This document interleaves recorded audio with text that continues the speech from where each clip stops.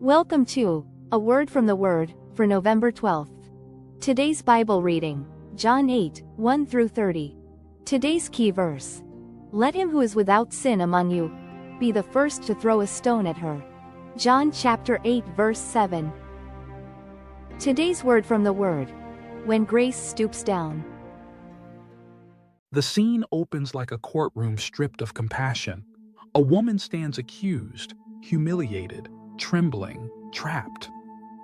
The Pharisees grip stones of judgment, eager to enforce their law. Jesus appears silent, scribbling in the dust. Heaven holds its breath until grace bends low. Jesus doesn't ignore the law. He fulfills it with divine precision and breathtaking compassion. The Pharisees aim to punish the sinner. Jesus aims higher, to restore the sinner's soul.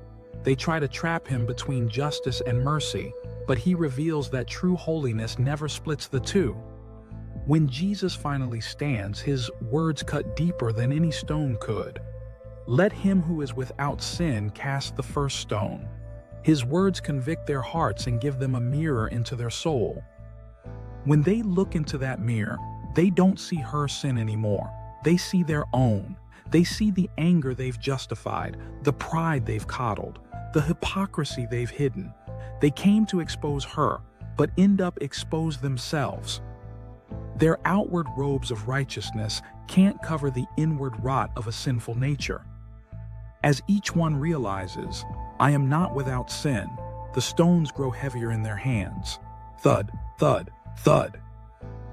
The sound of stones falling is the sound of pride dying. And then, it's just the two of them. No crowd, no noise, just the guilty and the gracious. Neither do I condemn you, he says, and then, with equal weight and tenderness, go and sin no more. Jesus doesn't excuse her sin, he frees her from it. Grace never calls evil good, it always calls the sinner out of it. The same voice that silenced her accusers now summons her to holiness. Mercy forgives, but truth transforms. He doesn't say, you're fine as you are. He declares, you don't have to stay that way. What a Savior, one who can condemn but chooses to redeem, one who loves us enough to forgive and loves us too much to leave us unchanged. Grace doesn't sweep sin under the rug, it sweeps us into a new way of living. The same finger that wrote in the dust has written your name in his book of life.